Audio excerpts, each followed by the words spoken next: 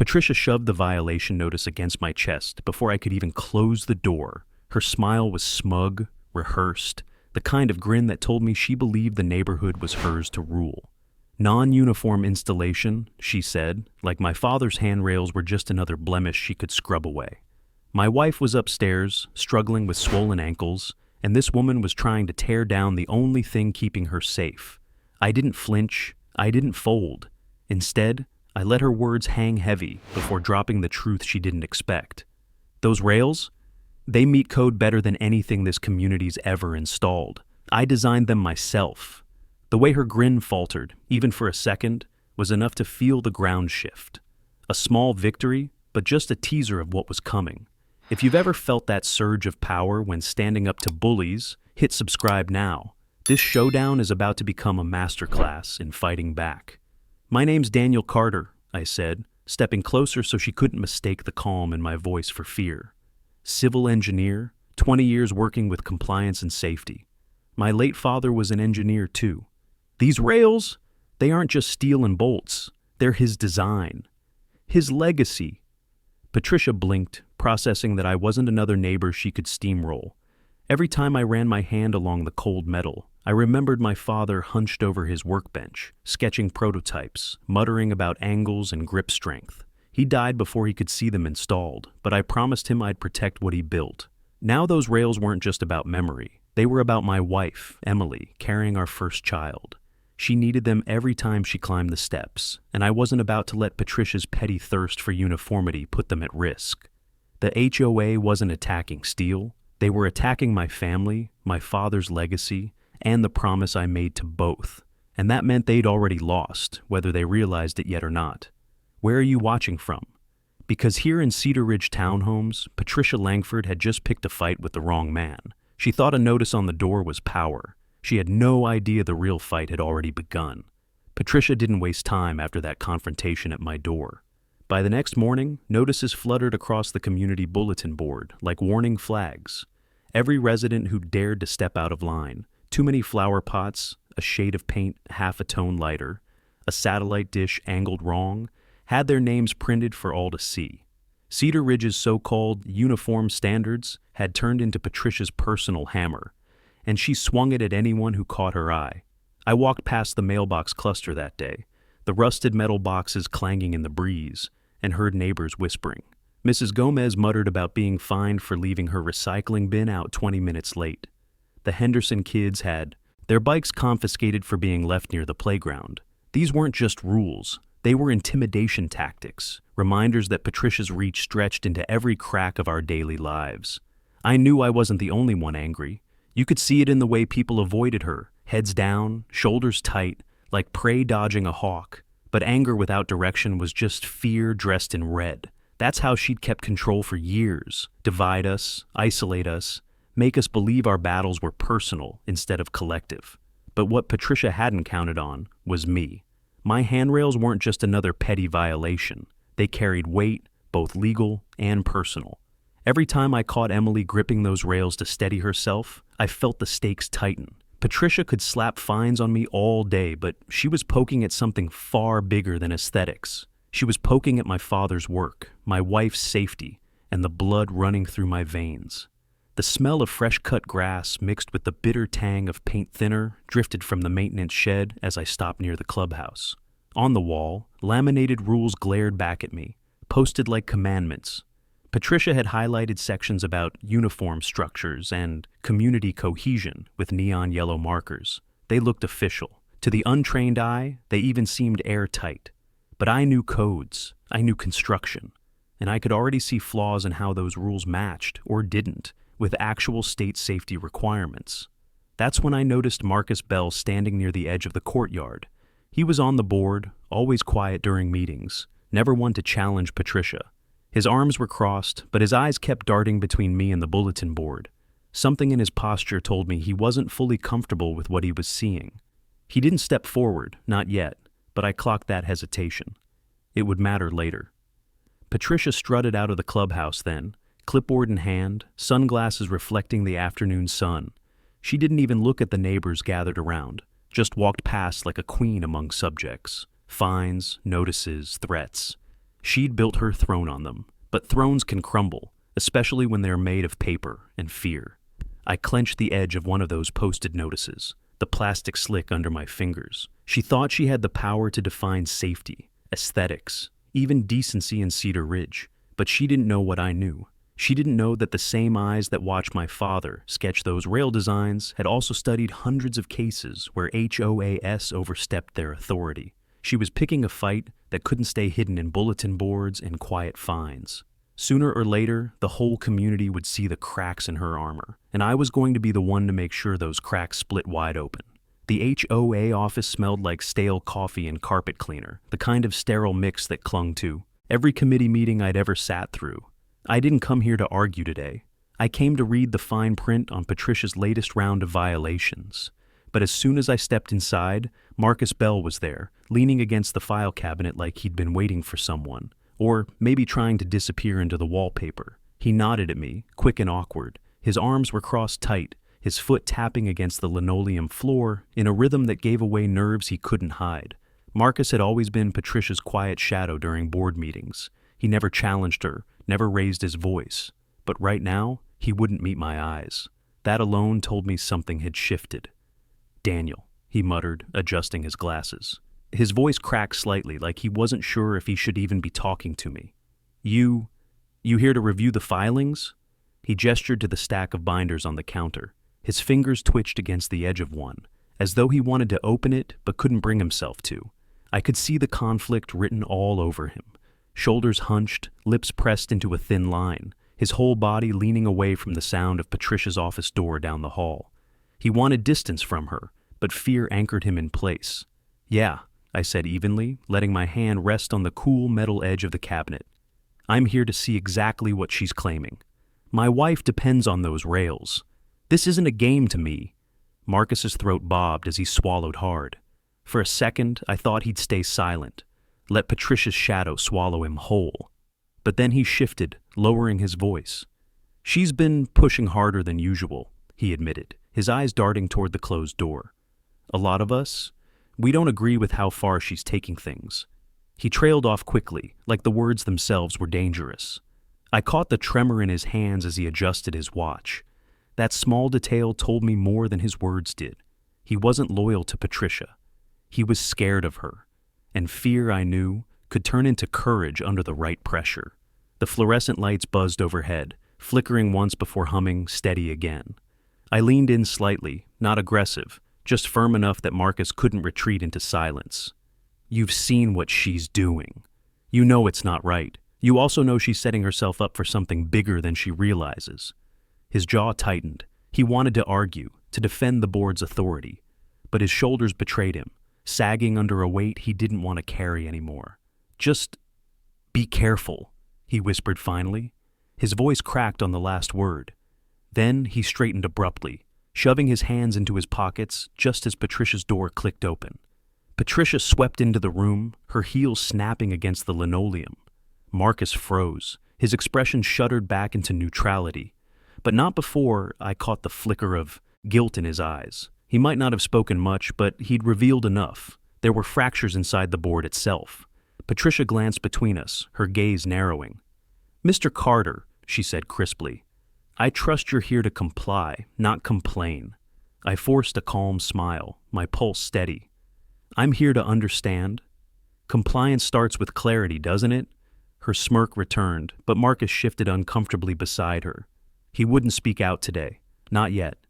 But his silence had already said more than Patricia realized. "Where are you watching from?" Because here in Cedar Ridge, the cracks in Patricia's empire were starting to show, and I wasn't about to let them close. The letter wasn't taped to my door this time. Patricia had it hand-delivered, folded into a glossy HOA envelope, slid right into my palm as I walked back from the hospital parking lot. Her timing was no accident. She knew Emily had been admitted for monitoring, knew stress was the last thing she needed, and still decided to double down. The words inside burned hotter than the late afternoon sun, reflecting off the asphalt. "Immediate removal of unauthorized handrails. Daily fines of $250 will apply beginning tomorrow." The arrogance dripped off every line. She wasn't just threatening me with money. She was betting she could force me to tear down the one piece of my father's legacy that protected my wife. I looked up and saw Patricia leaning against her SUV across the lot, sunglasses shielding her eyes, phone pressed casually to her ear. She didn't wave, she didn't need to. Her smirk said enough. $250 a day? I muttered under my breath, fingers tightening around the letter until the paper crinkled. That wasn't enforcement, that was extortion. She wanted to bleed me dry, make me an example to the rest of the neighborhood. When I reached the car, Emily was resting in the passenger seat, her head tilted against the window. The beeping monitors from upstairs still rang faintly in my ears. She needed peace. Instead, Patricia had chosen this moment to escalate. "I won't let her touch them," I whispered, more to myself than to Emily. My reflection in the window looked back at me, jaw set, eyes hard. The rails weren't just steel, they were safety, memory, a promise. And Patricia had just tried to put a price tag on all of it. The drive back through Cedar Ridge felt different that evening. Mailboxes stood like sentries, each one hiding a neighbor who'd already been fined into silence. I noticed fresh notices tacked to doors, some even fluttering in the breeze, ignored because fighting felt impossible. Patricia's reach wasn't shrinking, it was spreading, faster, bolder. As I pulled into my driveway, a few neighbors glanced up from across the street. One shook his head sympathetically, another turned away quickly, not wanting Patricia to catch them showing support. Fear had carved its way deep into the community. She'd built her empire on intimidation, and every new notice nailed the foundation tighter. But intimidation only works until someone refuses to bend. I carried Emily inside, her hand gripping my arm as she climbed the steps. Her palm slid along the handrails, the same rails Patricia wanted gone by morning. Each step made the stakes heavier. These rails weren't optional, they were lifelines. Once Emily was settled upstairs, I unfolded the letter again at the kitchen table. My father's handwriting flickered in my memory, old sketches of measurements and safety margins. Patricia thought she was punishing me. She didn't realize she'd just handed me the rope to pull her entire house of cards down. Her fines were based on non-compliance with HOA standards. But HOA standards don't override state building codes. And I knew those codes better than anyone in Cedar Ridge. If Patricia wanted to play escalation, I'd play expertise. Where are you watching from? Because here in Cedar Ridge, Patricia Langford just pushed this battle past the point of no return. And she had no idea the storm she'd unleashed. The next morning, I walked the long loop through Cedar Ridge with a fresh set of eyes. Patricia thought she was tightening the noose with her fines. What she didn't know was that pressure sharpened my focus. I wasn't just looking at houses anymore. I was scanning for weaknesses, the way an engineer always does when the stakes are life or death. It didn't take long. Near the community playground, the main stairwell leading to the clubhouse caught my attention. The railings, thin aluminum, bolted at awkward angles, wobbled when a kid brushed past them on his bike. My stomach tightened. These weren't just unsightly. They were dangerous. And Patricia had the nerve to call my father's design non-compliant. I stepped closer, running my fingers along the joint where two sections met. The screws were loose, barely holding. Worse, the railing height was 2 inches below code minimum. Any inspector worth their license would flag this in seconds. I measured instinctively with my hand, my father's old rule of thumb echoing in my head. He drilled these standards into me when I was a teenager. Safety doesn't care about aesthetics, Daniel. Numbers don't lie, numbers don't lie. But Patricia did, every chance she got. A mother pushing a stroller slowed near the steps. She hesitated before lifting the front wheels, her eyes flicking nervously toward the unstable rail. "Careful," I said automatically, steadying the stroller as she maneuvered past. Her whispered thanks carried more weight than she realized. This wasn't just theory, this was a liability waiting to happen, and the HOA was responsible for every inch of it. I crouched, tracing the base plate at the bottom. Rust spread like cracks in glass, orange flakes clinging to my fingertips. That meant years of neglect. Patricia had been so busy policing flower pots and bikes that she'd ignored the very structures meant to protect residents.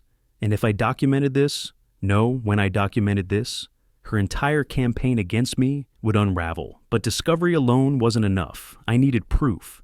I pulled out my phone, snapped photos of the wobbling rail, the rusted bolts, the gap between regulation height and reality. Each click of the camera felt like ammunition loaded into a chamber. As I straightened, Marcus appeared across the lawn. He hadn't noticed me yet, his gaze fixed on the same stairwell. His posture was tense again, arms crossed, but this time his focus wasn't on me. It was on the hazard. He shook his head slowly, almost like he was arguing with himself. He caught my eye, froze, then quickly looked away. But not before I saw it. Recognition. He knew it was a problem too, and that meant at least one member of Patricia's board understood the ground was shifting beneath them. The air smelled faintly of mulch and chlorine drifting from the pool, but underneath it, I caught the metallic tang of rust still clinging to my hands. Proof. Evidence. The kind of thing no smug notice or inflated fine could erase. I walked back toward my house, heart steady for the first time in days. Patricia thought she had me cornered. She didn't realize she'd left the whole community exposed. My handrails weren't the problem, her negligence was. And when the time came, I was going to make sure everyone saw the difference. Where are you watching from? Because here in Cedar Ridge, I'd just found the crack that could bring Patricia's entire empire crashing down. The hospital hallway smelled like disinfectant and fear. Machines beeped steadily behind closed doors, a rhythm that reminded me why I couldn't back down. Emily lay in her room at the end of the corridor, her hands resting on her stomach, our child shifting beneath her skin. That image alone was enough to anchor me. But then I replayed the wobble of the HOA's stairwell railing, the screws barely clinging, and the danger slammed into me like a freight train. Patricia wasn't just targeting me anymore. Her negligence could kill someone. I leaned against the cool wall outside Emily's room, pulling out my phone. The photos of the rusted bolts glowed back at me. Proof. Evidence. But more than that, responsibility. My father had drilled it into me since I was a kid. When you see danger others can't, you don't ignore it. You fix it. He'd lived and died by that creed, and now it was mine to carry. Inside the room, Emily shifted, wincing as she tried to sit up. "What's wrong?" she asked softly, her eyes tired but sharp enough to read the weight on my face. "Nothing you need to worry about," I said automatically, but she wasn't fooled. Her gaze flicked to my phone. "Is it Patricia again?" I hesitated, then nodded. "She's pushing harder. Daily fines, threats. But it's not just us, Em. The railings at the clubhouse, unsafe, below code, rusted through. If a kid leaned too hard..." My voice caught, imagining the sickening sound of metal snapping, a body hitting the ground. Emily reached for my hand, her grip surprisingly strong. "Then you have to stop her," she whispered. "Not just for us. For everyone." Her words settled over me like steel. There it was. The permission, the push, the final piece I'd been waiting for. Patricia had made this fight personal, but Emily reminded me it was bigger than that. It was about a community living under fear, a board blinded by control, and safety hazards hidden in plain sight. The sound of footsteps echoed down the corridor. Marcus appeared, of all people, his expression tight. He must have been visiting a relative, but when he saw me, he froze.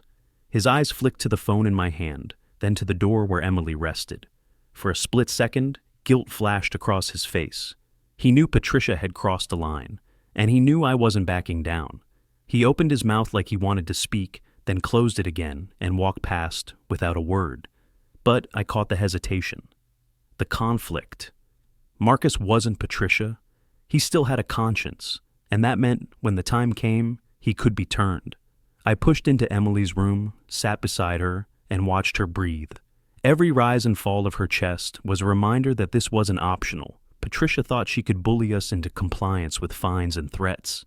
She thought she could intrude into hospital rooms and still walk away untouchable. She thought aesthetics mattered more than safety. She was wrong. I scrolled through my photos again. The rust, the loose bolts, the railing too short by 2 inches. My engineer's eye didn't just see flaws, it saw leverage. If I documented enough, built a case strong enough, Patricia wouldn't just lose her grip on me, she'd lose her grip on Cedar Ridge. Where are you watching from? Because here in this hospital room, with my wife's hand in mine and my father's words in my head, I made the choice. I wasn't just defending rails anymore. I was going to take Patricia's entire empire apart, piece by piece, bolt by bolt. The clink of a spoon against ceramic pulled me back from my thoughts. I sat in the corner of a quiet coffee shop just outside Cedar Ridge, the kind of place Patricia wouldn't step foot in. The smell of espresso hung in the air, mixing with the faint sweetness of pastries behind the counter. I wasn't here to relax. I was here because Marcus had asked to meet. When he walked in, he looked like a man carrying chains around his neck. Shoulders hunched, eyes darting, hands shoved deep in his pockets. He spotted me, hesitated at the door like he might bolt, then forced himself across the room. "Daniel," he said, sliding into the booth across from me. His voice was low, tight, like the words were dragging themselves out. "Marcus?" I studied him carefully. He was sweating, despite the cool air. Every part of him screamed conflict, but there was something else too, a decision, already made, that scared him half to death. He leaned in. "I shouldn't be here. If Patricia finds out..." His sentence trailed into silence. He rubbed his temples, as though the very thought of her watching was enough to split his skull. I waited, saying nothing. My father always told me silence can force truth faster than pressure. He was right. Finally, Marcus exhaled, the sound shaky. "She knows the railings are unsafe. The board's been warned, more than once. We've had maintenance reports, liability notes. Patricia buried them. Said it would cost too much to fix. Said nobody would notice." He swallowed hard, his Adam's apple bobbing. "If this gets out, the whole HOA could be sued, but she'd rather keep issuing fines than spend a dime." The words hit like a thunderclap. I already had photos, evidence of my own. But this, confirmation from inside, was dynamite. Proof that Patricia wasn't just incompetent, she was reckless, knowingly endangering people. "Why tell me this?" I asked. My voice stayed calm, but my pulse quickened. Marcus stared into his coffee like it held the answer. "Because I can't keep watching her do this. People are scared. They pay their dues. They follow her stupid rules. But what happens when a kid falls? Or your wife slips? I don't want that on my conscience." His voice cracked, then steadied. "But if you use this, don't say it came from me." I nodded slowly. "I won't. But Marcus, this could change everything." His leg bounced under the table, jittery with nerves. "Just be careful. She's ruthless. If she thinks you're close to exposing her, she won't stop." For the first time, I saw the man beneath the fear. He wasn't loyal to Patricia anymore. He was terrified of her, yes, but he wanted out. And in giving me this piece of the puzzle, he'd already chosen his side. The hum of the espresso machine filled the silence between us. I reached across the table, tapping the folder he'd slid toward me. Thin, just a few papers, but heavy with truth. "You did the right thing," I said quietly. Marcus didn't reply. He stood abruptly, muttered something about a meeting, and walked out without looking back. But I didn't need him to. I had what I came for. I sat there a moment longer, staring at the folder, then at the photos on my phone. Patricia had buried the reports, ignored the warnings, and doubled down on intimidation. She thought she was untouchable. But thanks to Marcus, I finally had the missing link, and I was going to use it. Where are you watching from? Because here in Cedar Ridge, Patricia's own ally had just handed me the weapon I needed, and she didn't even know the clock had started ticking. The glow of my drafting lamp cut across the blueprints scattered on my desk. This wasn't just work anymore. It was war, and my battleground was every line of regulation I'd memorized over the past 2 decades. The coffee shop meeting with Marcus replayed in my head, his words rattling like loose bolts. "She knows the railings are unsafe. She buried the reports. That wasn't negligence. That was malpractice." I opened my laptop and pulled up the State Safety Code Index, fingers moving with muscle memory. Height minimums, load requirements, anchoring specifications. I knew them by heart, but I wanted citations I could drop like hammers. Patricia's fines meant nothing compared to statutory violations. The HOA could bully over paint colors and mailboxes, but they couldn't erase state law. On one side of my desk, my father's old sketches lay framed under glass. He'd never cared about aesthetics. "Uniform doesn't mean safe, Daniel," he used to say, tapping a pencil against the page. "Code is the only uniform that matters." He was right. And now I was about to prove it. I spread out my photos, rusted bolts, wobbly rails, screws loose enough a child could twist them free. Next to them, I placed the maintenance report Marcus had slid across the table, its thin pages trembling under the weight of what they meant. Together, they painted a picture Patricia couldn't explain away. The plan took shape with every note I scribbled, document every violation with professional precision, cross-reference each hazard with exact code statutes, present findings not as complaints, but as liabilities the HOA board couldn't ignore. This wasn't about fighting Patricia on her turf. It was about dragging her into mine, where facts, math, and law left no room for her smug smiles. The hum of my desktop computer filled the silence as I drafted a preliminary report. Photos slotted neatly beside excerpts from the code, each violation underlined in red. A railing too short by 2 inches might sound minor to the untrained ear, but when I paired it with statistics on falls and injuries, it transformed into negligence. The more I worked, the steadier my pulse became. This wasn't desperation anymore. This was clarity. Patricia had built her power on intimidation, on convincing people the board's word was final. But boards aren't above law, and once this report was ready, she'd be standing on rotted ground. I glanced at the clock. Midnight had passed, but fatigue never touched me. Instead, adrenaline fueled every keystroke, every annotation. For the first time since this war began, I felt the weight tilt in my direction. My phone buzzed. A message from Emily lit the screen. "How's it going?" I snapped a photo of the growing stack of evidence, sent it back with a simple line: "She won't win."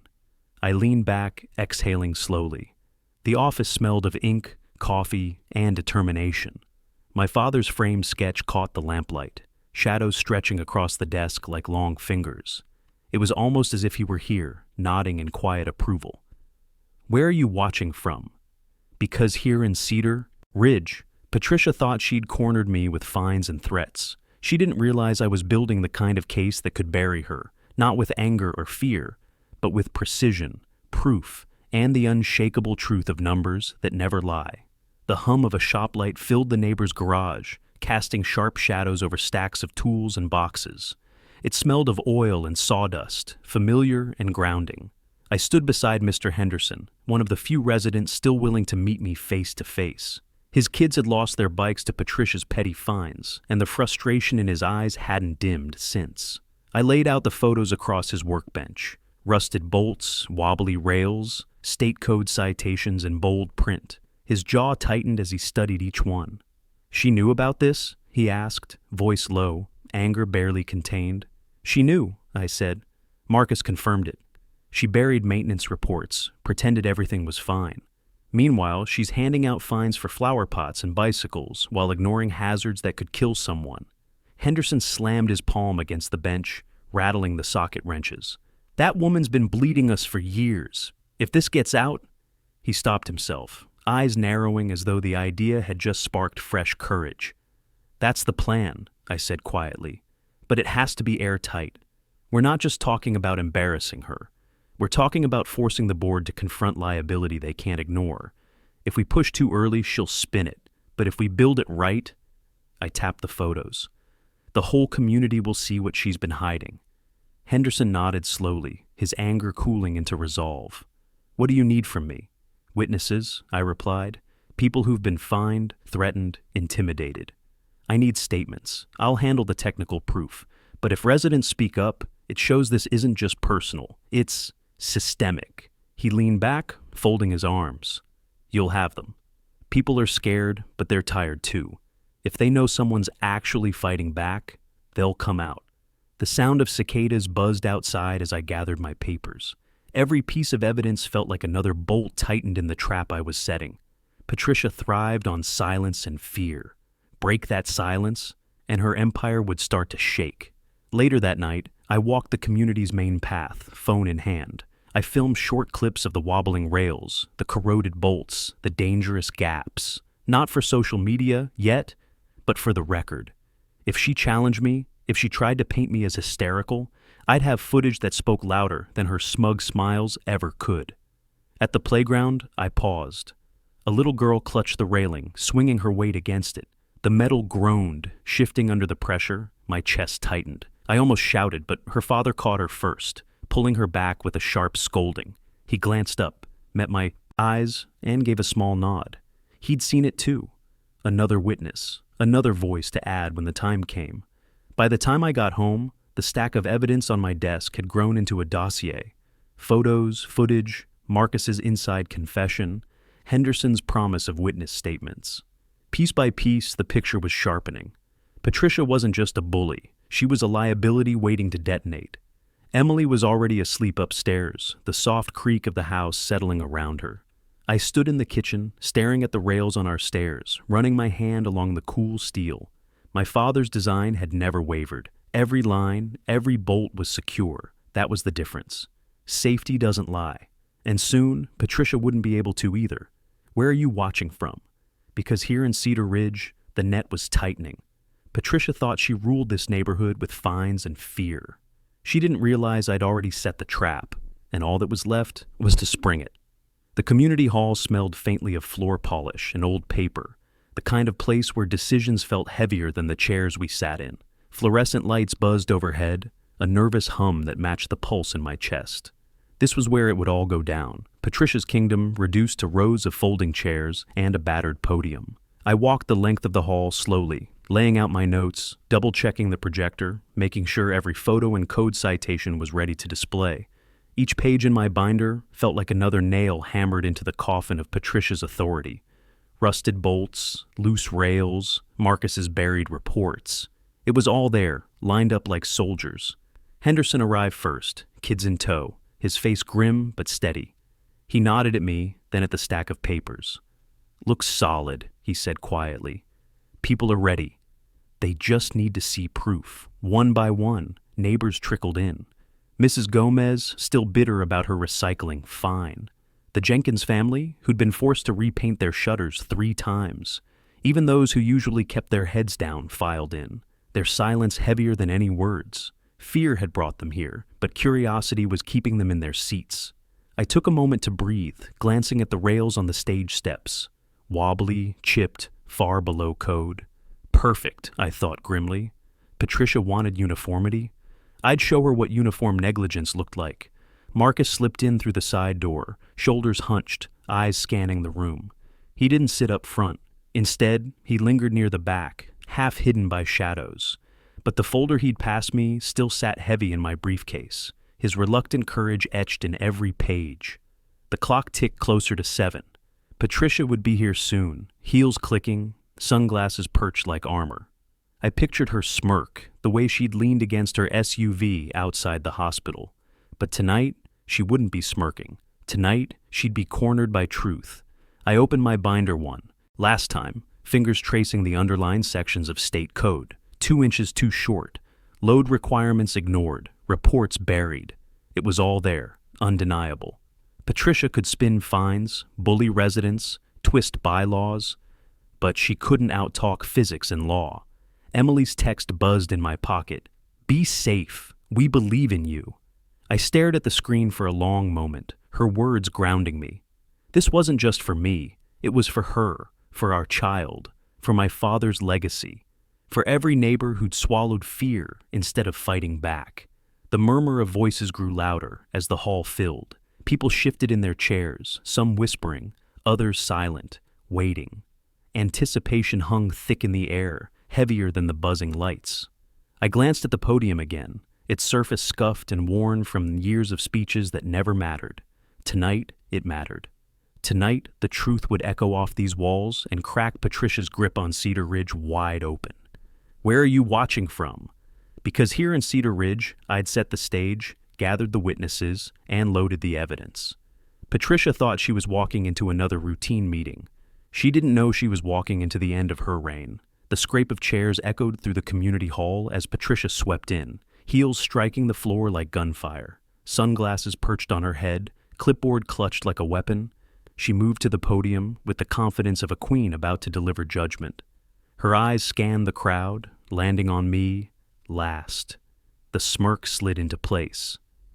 "Mr. Carter," she said smoothly, her voice amplified by the microphone. "I see you've gathered quite the audience for your grievances. But let's be clear, this board enforces uniformity for the good of all. Your unauthorized rails are just one example of why standards matter." Murmurs rippled through the crowd. Some nodded, Others shifted uncomfortably. I stayed seated until the noise settled, then rose, binder in hand. My voice cut through the hum, steady and calm. Uniformity doesn't matter if it's unsafe. And you've known that a hush fell. Patricia's brow arched, dismissive. Excuse me? I walked to the projector, flipped it on. The first photo filled the wall, the clubhouse stairwell railing, rust spreading like rot, bolts barely clinging. Gasps broke the silence. This, I said, pointing to the image, is what you've been hiding. Railings 2 inches below state minimum height. Bolts rusted through. A hazard to every resident and every child who touches them. Patricia's face tightened, but she leaned on the microphone. Maintenance is ongoing. We address issues as they arise. I cut her off, my voice sharper now. No, you buried maintenance reports you received more than once, warning these railings were unsafe. I held up Marcus's folder, pages rustling. You ignored them, Patricia. You fined residents for flower pots while letting this fester. The crowd erupted. Whispers, angry mutters, a few shouted questions. Henderson stood, his voice booming. My kids could have been hurt on those rails. Patricia's composure cracked. This is slander, she snapped, her gaze flicking toward Marcus at the back of the hall. His shoulders stiffened, but he didn't move. His silence said enough. I advanced the slides, photos of bolts, measurements, side-by-side excerpts from the code. Every fact tightened the noose. You've been fining me for installing rails that meet every safety requirement. Meanwhile, the community structures you're responsible for are violations waiting to injure someone. This isn't about uniformity. This is about liability, and every person in this room deserves to know you've put them at risk. Gasps turned to murmurs of agreement. Mrs. Gomez raised her hand, trembling with anger. You fined me for recycling bins, but you never fixed this? Patricia's voice rose, desperate now. You don't understand the costs. Repairs take time. I stepped closer to the podium, my tone quiet but cutting. Costs? How much will it cost when a child falls? When the city inspector comes? When the lawsuits start? Her face paled. For the first time, the smirk was gone. The room shifted. Fear was breaking, replaced by anger, by clarity. Neighbors who had stayed silent for years now leaned forward, voices rising together. Henderson called out, "We need a vote." Others echoed, "Yes, vote her out." Patricia slammed the clipboard against the podium, but the sound was drowned in the swell of voices. Control was slipping through her fingers like sand. I turned to the crowd, binder raised high. You've lived under her fear long enough. Tonight, you've seen the truth. These rails, these codes, these facts, they don't lie. You get to decide if Cedar Ridge keeps living under intimidation, or if we choose safety, dignity, and accountability. The roar of agreement was deafening. Patricia's face hardened, but she knew.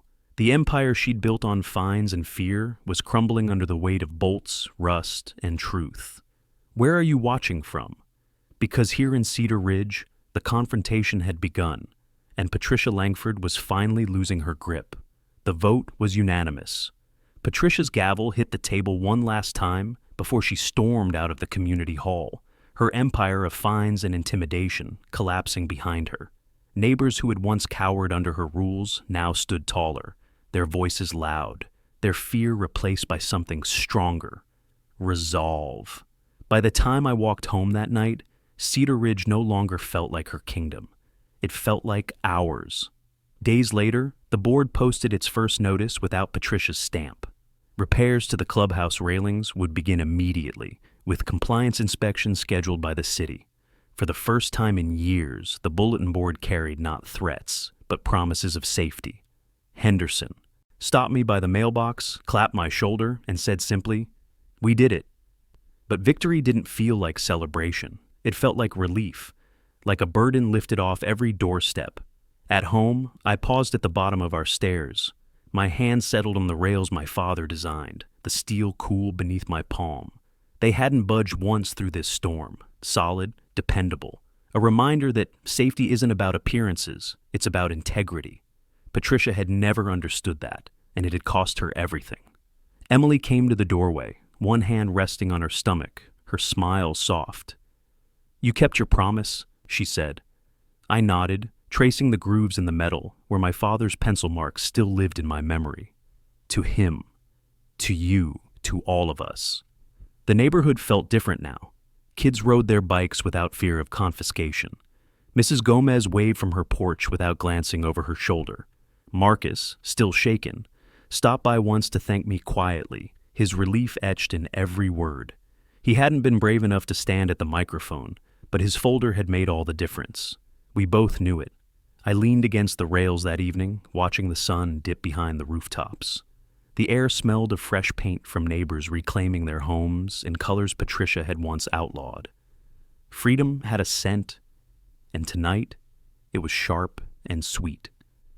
Patricia had thought uniformity gave her power, but power built on fear is brittle. It only takes one crack to send it shattering, and my father's words had been that crack. Safety doesn't lie. Where are you watching from? Because here in Cedar Ridge, I learned something I'll never forget. Bullies fall, legacies endure, and a community united is stronger than any board or bylaw. If you want more stories of homeowners standing up to HOA tyranny, hit subscribe right now, share your story in the comments, and let me know where you're watching from.